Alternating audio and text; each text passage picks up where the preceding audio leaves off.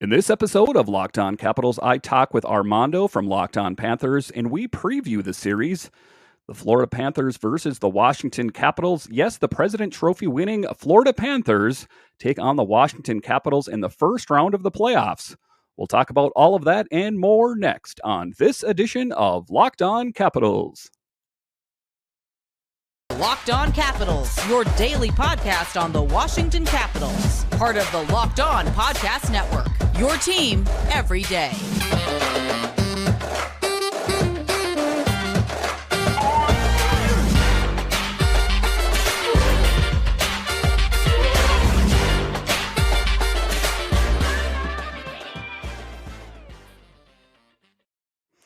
Well, hello and welcome into this edition of Locked On Capitals. I'm so glad you decided to join me today. As always, this podcast is free and available on all the major platforms. And I want to thank you for making Locked On Capitals your first listen or view of the day. Yes, this podcast is also available in video form on YouTube, so head on over and subscribe there. In this episode, I talk with Armando from Locked On Panthers, and we preview the upcoming series against the Capitals versus the Panthers. Today's episode is brought to you by BetOnline. BetOnline has you covered this season with more props, odds, and lines than ever before. BetOnline, where the game starts. So, like any good team, the Florida Panthers do have their weaknesses, and it's going to be up to the Washington Capitals to exploit those weaknesses. We will talk about that, and then we will talk about what the Washington Capitals have to do to move on to the second round, because on paper, it looks like that Florida Panthers team is a lot better. I mean, they won the President's Trophy. They are statistically a lot better. But this is a Washington Capitals team that has a pedigree of winning. They won the Stanley Cup in 2018 and most all the time make it to the playoffs. So without further ado, here is my conversation with Armando from Locked On Panthers.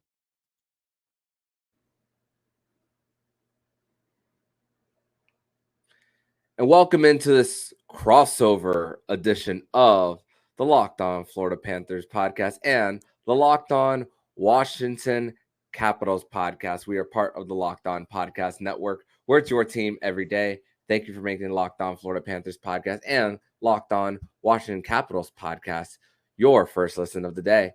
For everyone on the Capitals feed, let me introduce myself. My name is Armando Velez. I'm from PantherParkway.com. You can follow me on Twitter at Monoman12. Follow the show account on Twitter at LO_FLA Panthers. And very thankful to be doing this postseason edition of the Locked On Florida Panthers podcast with the host of Locked On Washington Capitals, Dan Holme. Dan, how are you doing, buddy?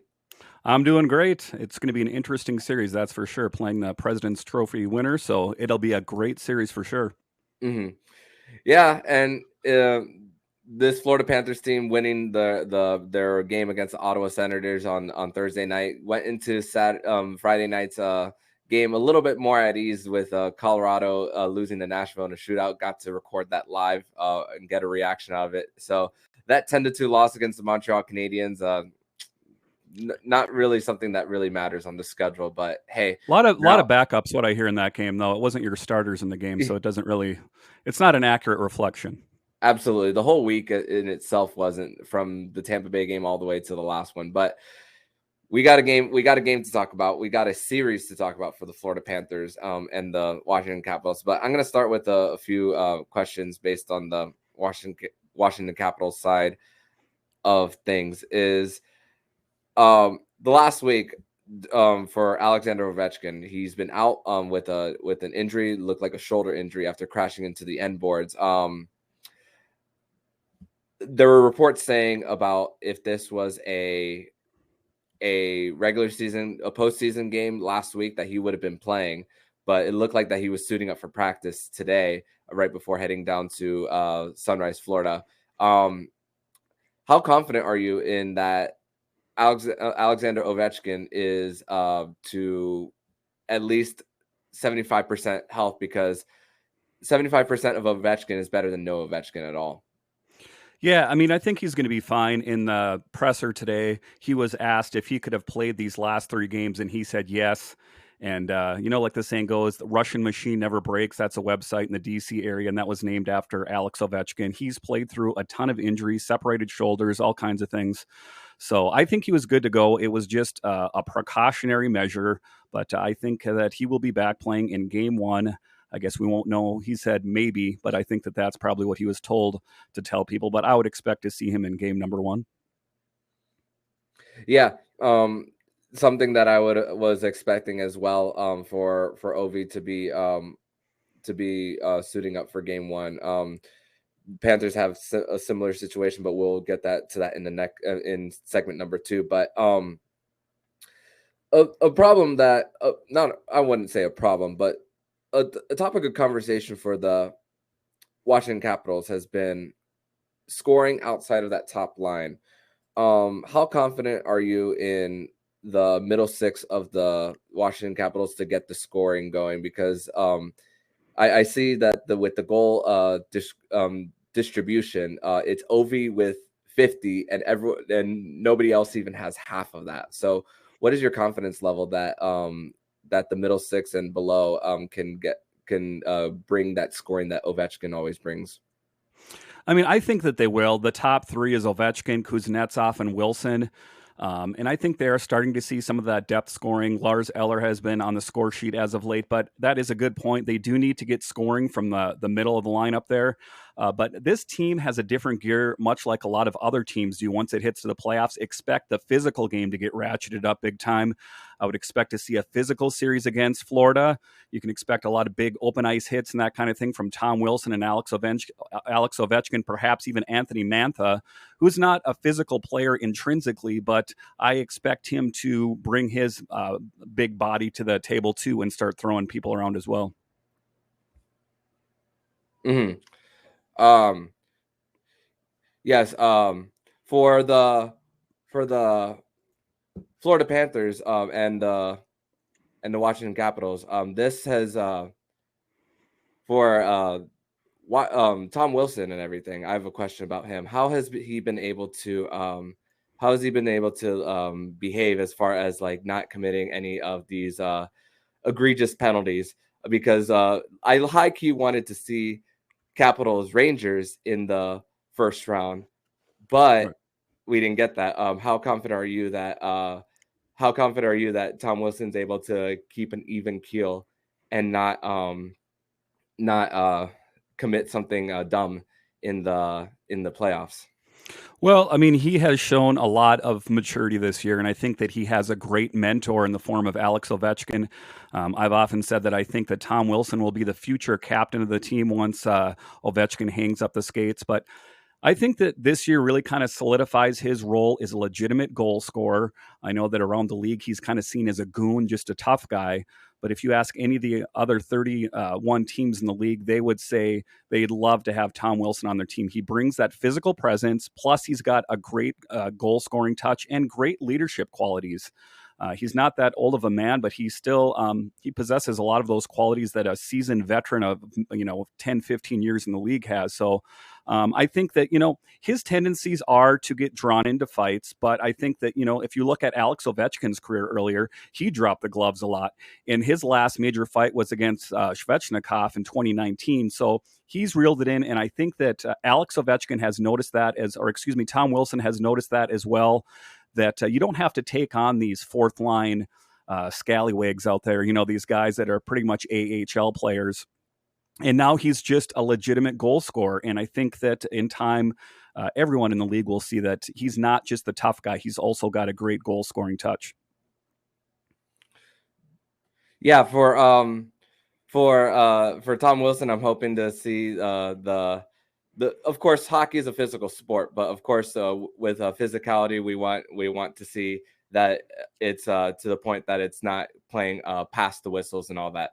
And final question that I have for you, Dan, is that the goalie situation in Washington is that the whole Ilya Samsonov and Vitek Vanacek situation with that is it's been back and forth.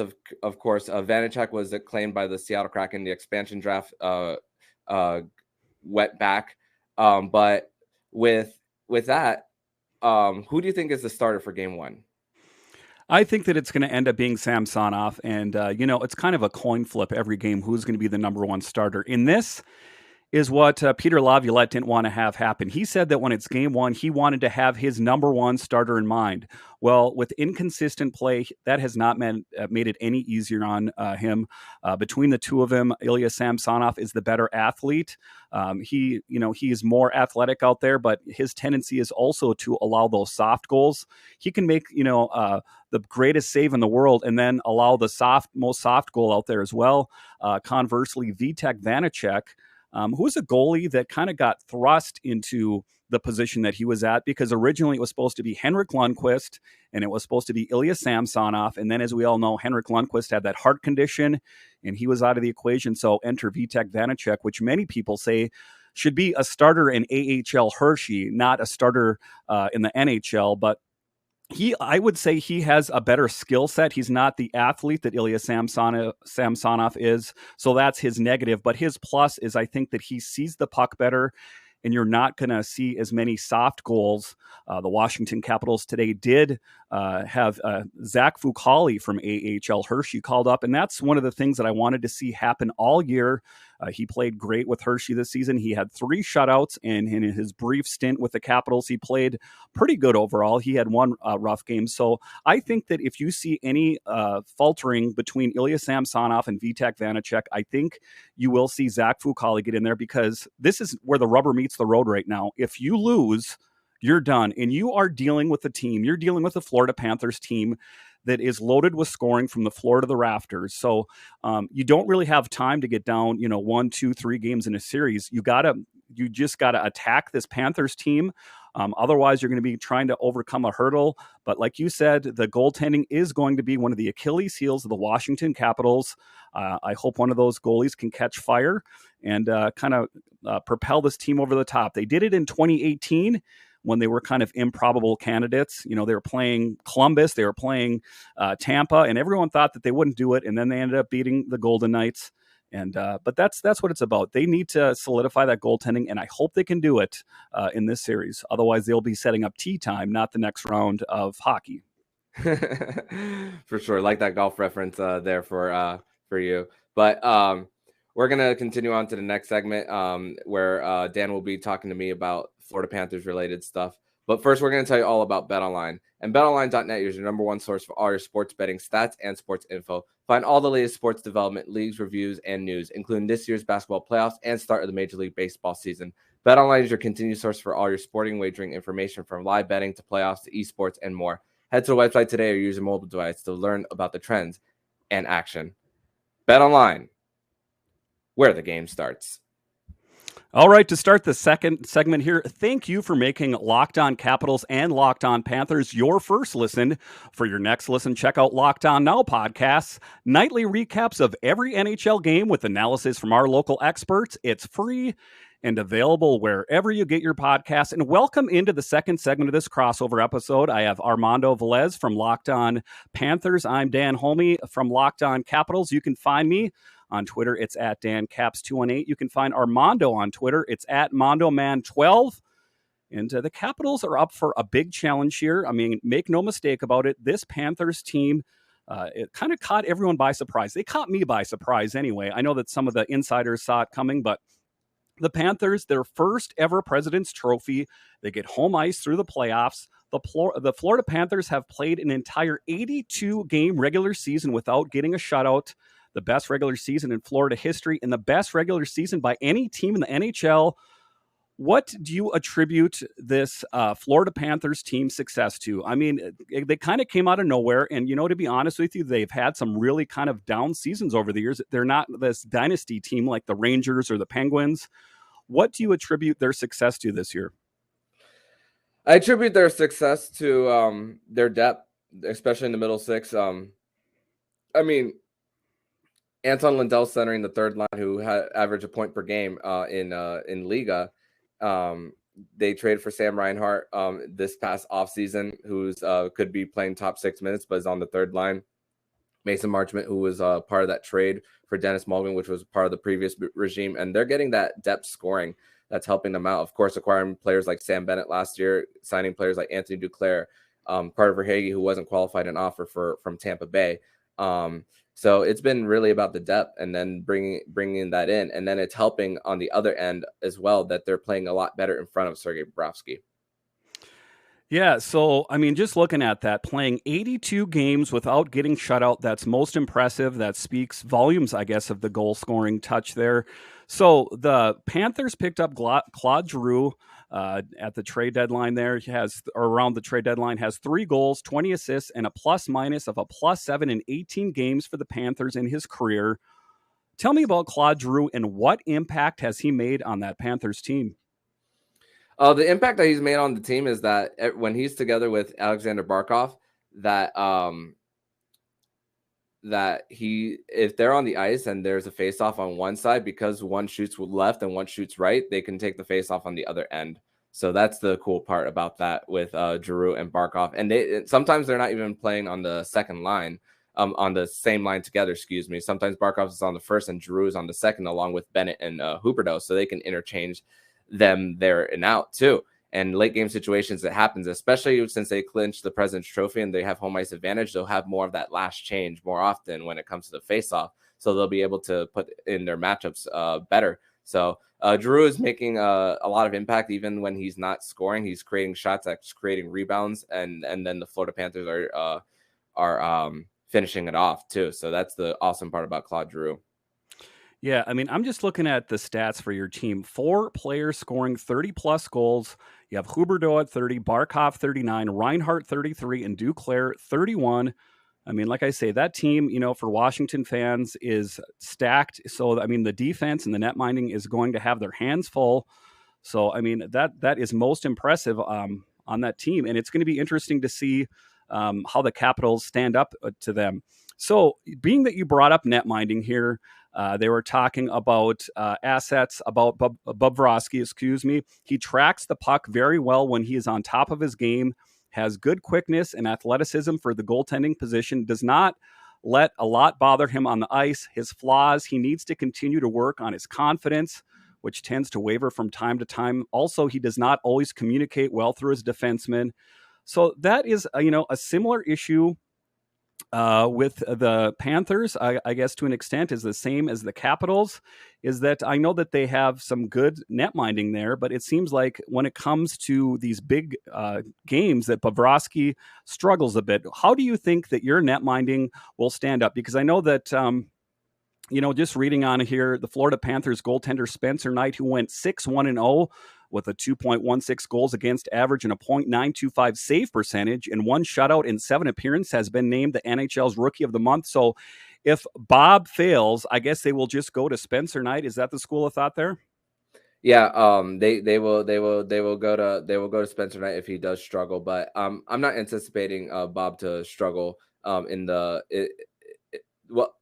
hoping that he doesn't struggle. That's the thing, is that I hope that the Florida Panthers can outscore their issues, that they don't even have to worry about that with the goaltending on the other side. So if the Florida Panthers are able to create the better defense around Bobrovsky, which they have all season, then Bobrovsky will have a great postseason. His numbers even this year are similar to what they were in his last year in Columbus. So there's that. So that's the good thing about Sergei Bobrovsky and what he's been doing this season. So I'm very confident that Sergei Bobrovsky will have a better bounce back. And Spencer Knight was just named Rookie of the Month this month. So they're confident in no matter who's going out there. And, that's a great position to be in. A lot of teams are enviable of having, kind of a 1A situation. A lot of teams, it's a number 1 and then a number 2. And usually that's a pretty big difference between the 1 and 2. So it seems like Florida has kind of one of those 1 and 1A situations there. Is the Panthers offense enough to win the series? Defense has been an issue. I know that they got Ekblad back, or it seems like he's going to. How do they combat the goal-scoring leaders of Ovechkin, Kuznetsov, and Wilson? With Washington bringing a physical game, how do the Panthers plan to deal with Wilson and Hathaway? So kind of a 2-part question there. How is offense going to be enough, being that, there has been some issues with the Panthers defense? And what are your thoughts on that? If you stay out of the box, then it's all good because this is one of the best even strength teams in all the NHL. So that is what I'm anticipating. If they're not in the box often, then we won't see that one timer that Alexander Ovechkin has been doing his whole career. So with that, the Florida Panthers are hopefully able to help out Sergei Bobrovsky and of course limit Alexander Ovechkin, because you can only hope to contain Alexander Ovechkin as well. So, as we talk about earlier in this podcast, we were talking about Tom Wilson and Garnet Hathaway, both guys who aren't afraid to drop the gloves, and Hathaway's not afraid of chirping players. Who on the Florida Panthers is going to combat that? Who is going to stand up to Tom Wilson and Garnet Hathaway, two big, really kind of dominant scorers but dominant physical players? Who on the Panthers is going to stack up against them? I can think of quite a few. I can think of Sam Bennett, Mason Marchment, Ryan Lomberg, Radko Gudas. Those are the four that I think of on the top of my head. Yeah, I remember Gudas playing. He played for the Capitals briefly there, so he's a bit of a snarly guy out there. So, and then it's funny you bring up Gudas. Gudas on facing the Caps Ovechkin. I'm sure there is much to keeping him in check. He shoots at everything. We can't give him any respect. We have to play him as hard as anyone else. And I think that kind of comes from Gudas kind of playing with Ovechkin and just being in the league for such a long time, that he kind of has that respect for him. I alluded to talking about there that Ekblad's coming back. What will his impact have on it? I know that, like I said, the defense has been a little bit so-so at parts of the season for the Panthers. What will he bring to the defense? There's no confirmation on whether he'll return to game one as of right now, but he was skating at practice on Sunday. So good. There's good signs of it, but he's definitely a person who brings it in on the power play, especially since the Florida Panthers have really gone to 5 units and everything. So that is where the Aaron Ekblad helps in that sense. So that having him back is definitely helping. Of course, being the top pairing on the defense, paired with his buddy Mackenzie Weegar, and then Ben Sherratt having to go down a little bit and maybe play with Forsling, or maybe it's going to be Montour Forsling, or maybe it's going to be Sherratt Gudas as well. So that is better solidified now that with Aaron Ekblad back. Yeah, I guess I'm reading here the official statement on him is that Ekblad took part in Panthers morning skate on Tuesday, but hasn't played since March 18th due to a lower body injury. He has scored a career-high 57 points this season, recording 15 goals, 42 assists, in 61 games. So your team, the Florida Panthers, I mean, they kind of have it going on all cylinders. I had to kind of dig for weaknesses on this team, to be honest with you, because there's not a lot of them. I mean, I think that there's a couple weaknesses in the armor, and that's a little bit on defense and a bit on net minding. But I don't think any major glaring causes of concern there. And I think that you guys will be in a position to do well. All right, so after the break here, we are going to talk about what are our predictions on the series between the Panthers and the Capitals. I know the Capitals are the underdogs.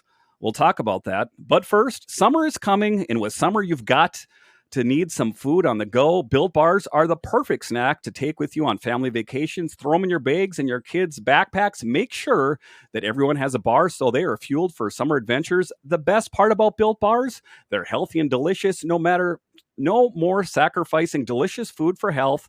With Built Bar, you can have both, and it's easy. All you have to do is go to Built.com and order now. All Built Bars are covered in 100% real chocolate. That means that Built Bars, you can eat healthy and actually enjoy doing it. Have you tried Built Puffs bars? If you haven't, you're going to go crazy for them. They come in crazy flavors like banana cream pie and even churro. Who doesn't want a protein bar that tastes like churro? And they're only 140 calories. Sign me up. Built Bars make sure that there is something for everyone. Know what my favorite flavor is? That is the churro flavor. I can't eat enough of those. And when it comes to this New Year's resolution I made to eat better, that's why I love Built Bars. Most Built Bars contain 130 calories, 4 grams of sugar, 4 net carbs, and 17 grams of protein. Compare that to a candy bar, which usually has around 240 calories, 300 grams of sugar, and dozens of net carbs. Go to Built.com to get all the flavors: banana cream pie, raspberry donut, double chocolate, and so many more. They are so delicious and so many flavors. So Go to Built.com, use promo code LOCKED15 and get 15% off your order. Use promo code LOCKED15 for 15% off at Built.com. All right, in this final segment here, we are going to talk about our predictions about the Panthers and the Capitals. I know on paper, it seems like the Panthers are a sure winner. So asking you your predictions on this series, how do you think it will go, Armando? It's time. It's time for the Florida Panthers to break their drought. It is. It's been a long 26 years. This has been plenty of moves since Bill Zito has taken over to build the complementary pieces around the Ekblads, the Barkovs, the Huberdeaus, bringing in Sergei Bobrovsky at $10 million a year, even though that was the former GM, but now putting the pieces around. I'm going to say Panthers in 6. They find adversity early. Washington steals one. I don't know which one, but the Panthers then steal one in Washington, and then they win the next 2 to finish off the series in 6. So I'm going to say Panthers in 6, and they will be advancing to the second round to face either Tampa or Toronto. Which one of those teams would you like to see them face? I would like to see Toronto as far as the matchup for the Panthers, but I don't trust the Maple Leafs. I don't think they'll get out of that series against the Tampa Bay Lightning. So I think it's going to be another Battle of Florida. Yeah, that would be kind of very exciting for all the Florida fans down there. So my predictions on the Capitals is I think it's going to go to 7 games. But I think that the Capitals will do it. They have a pedigree of winning. It's pretty much the same nucleus as it was in 2018. I know that it's some different netminders in there. But the 3 keys to success is the road, playing on the road this year. The Washington Capitals have actually played better on the road than they have at home, uncharacteristically near NHL 500 on home ice with 19-16-6. And on the road is when they play better. They're 25-10-6. So as strange as it sounds, I'm kind of happy that they're playing in Florida to start this series off here.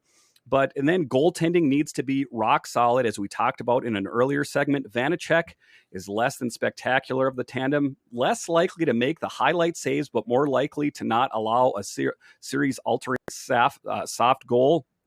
So that is the key to success. The second one is net minding. And I mean, that shouldn't come to any surprise in the Washington area. It's been something that I've talked about in my podcast the entire season, is that they've just had such rough luck in net minding. So they need one of those net minders to catch fire. So then the third part here is Ovechkin leading the defense. Ovechkin should be back for game 1. Again, it seems like it is, but they don't want to show their cards. And Washington will need a significant offense from the 50-goal scorer who played a big role in the 3 regular season meetings between the Capitals this season.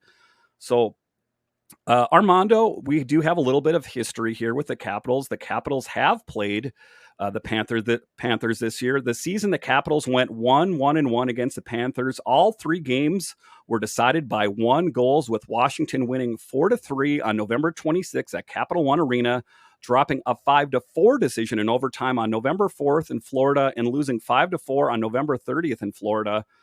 So, I mean, it's kind of, I know you can't really judge a team based on the regular season, because let's face it, once you go to the postseason, all these teams have a different gear. It's almost undescribable. All of a sudden, the physical game shows up, and you're like, where were these guys the rest of the season? So what is your thoughts on the Panthers? What is their keys to success to beat the Capitals? Like I've said earlier in this podcast, you guys are stacked in net. You're stacked in scoring, and now with Ekblad back, it seems like he kind of solidified that defense, or he's supposed to be back. I guess we'll see on Tuesday night. What are your thoughts?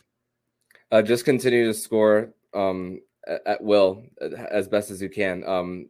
Power play is now at, they finished in the top 5 in power play percentage after being as low as 24 in December. Just continuing to have that play. And of course, the goaltending and staying out of the box for Ovechkin.